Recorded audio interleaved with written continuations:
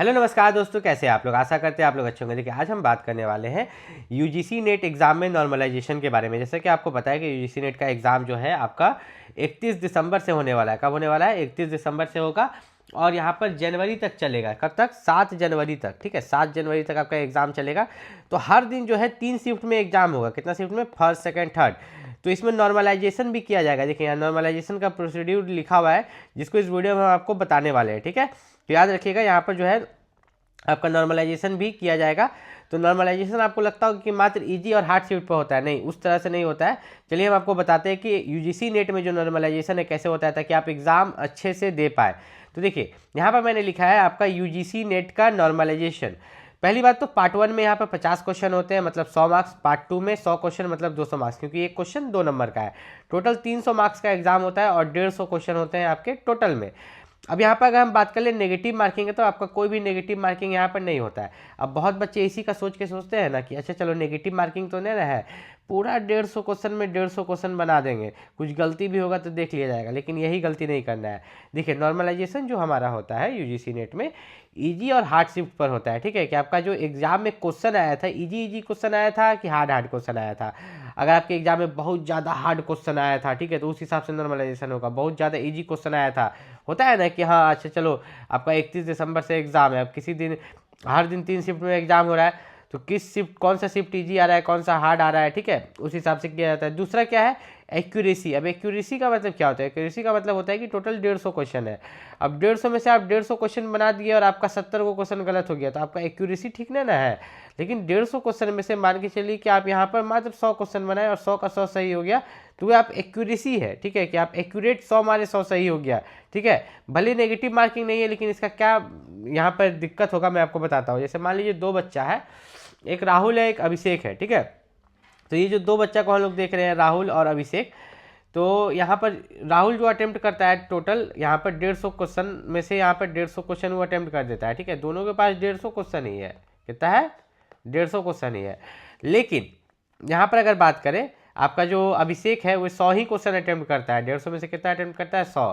तो 100 का 100 सही हो जाता है अभिषेक का, लेकिन राहुल का जो है 60 गलत हो जाता है, मतलब 90 सही होता है। तो ये जो 60 गलत होता है ना, तो इसका कोई मार्क्स नहीं कटेगा। ठीक है, याद रखिएगा, ये जो 60 गलत हुआ है इसका कोई मार्क्स नहीं कटेगा। लेकिन इसका फर्क कहाँ पड़ेगा?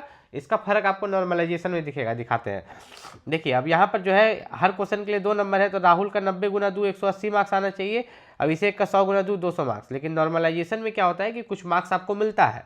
ठीक है, नॉर्मलाइजेशन में इजी और हार्ड शिफ्ट के तहत आपको कुछ मार्क्स दिया जाता है। आइए सबसे पहले राहुल का देखते हैं, जिसका 60 गलत हुआ था। 60 क्वेश्चन क्या हुआ था? गलत हुआ था। तो जिस तरह से 60 क्वेश्चन गलत हुआ था, राहुल को जो है नॉर्मलाइजेशन में, ठीक है, इजी शिफ्ट पड़ेगा अगर तो 2 मार्क्स मिलेगा, हार्ड शिफ्ट पड़ेगा तो लगभग 5 मार्क्स मिलेगा, 1 नंबर आगे पीछे हो सकता है।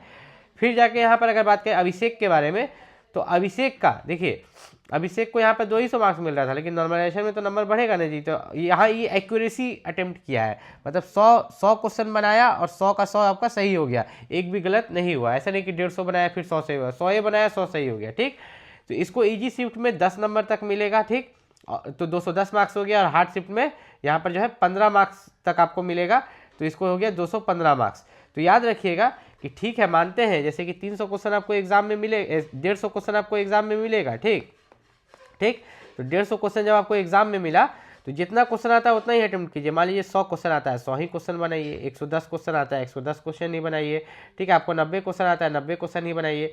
ज़्यादा तुक्का नहीं लगाइए, क्योंकि अगर एक्यूरेसी भी आपका अच्छा होना चाहिए। ठीक, अब यहाँ पर जो है मैं अब कुछ बच्चे जो है अच्छा से तैयारी नहीं किए होंगे, तो उनको मैं तुक्का लगाने भी बोलूँगा। ठीक है, आप क्या करो कि 150 क्वेश्चन है, तो 150 क्वेश्चन में से आपको लगता है कि नहीं 130 तक आप बना लिए हो, सही है, 20 क्वेश्चन आप तुक्का लगाना चाहते हो, लगा दो। अगर 20 में से आपका यहाँ पर 15 प्लस भी सही हो गया ना, ठीक है, तो बाकी वो मैनेज कर देगा, बाकी आपका मैनेज हो जाएगा। तो तुक्का लगाने यहाँ पर सही बात है कि नहीं है? ठीक है, मैं आपको सजेस्ट करूँगा कि 150 क्वेश्चन में से अगर आपको 100 क्वेश्चन आ रहा है, तो 20 क्वेश्चन जरूर तुक्का लगाइए। ठीक है, और ये जो नेगेटिव मार्किंग का सिलसिला है, नेगेटिव मार्किंग इसमें 1 नंबर भी नहीं करता है, लेकिन नॉर्मलाइजेशन पर फर्क पड़ता है। आप देख सकते हो परसेंटाइल में फर्क पड़ता है। तो आपको ऐसा भी नहीं करना है कि 150 क्वेश्चन में से आपको यहाँ पर, ध्यान से समझ लीजिए एक बार, 150 क्वेश्चन में से मान लो कि आपको 90 क्वेश्चन ही आ रहा है, तो बाकी तुक्का नहीं लगाना है। आप लगा सकते हो हमेशा, इतना मान के चलो कि आपको यहाँ पर 20 से 30 क्वेश्चन तो तुक्का लगाना है, उससे ज़्यादा नहीं लगा देना है।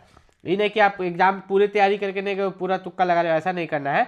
20 से 30 क्वेश्चन तो आपको तुक्का लगा देना है, कोई दिक्कत नहीं है, उतना आप रिस्क ले सकते हो। और यूजीसी नेट के लिए अभी भी आपका 31 दिसंबर से एग्जाम है, अभी भी आपको समय है, ठीक है, पूरा 1 महीना का समय है। तो यूजीसी नेट के लिए अगर आप अच्छा बुक नहीं खरीदे तो यूजीसी नेट के लिए जो सबसे बेस्ट बुक है उसका लिंक मैंने इस वीडियो के डिस्क्रिप्शन में डाल दिया। अगर आप खरीदना नहीं चाहते तो एक बार जाके देख लीजिए कौन सा बुक है, आप अपने अगल बगल के दुकान से खरीद लीजिएगा। मिलते हैं अगले वीडियो में, तब तक के लिए नमस्कार।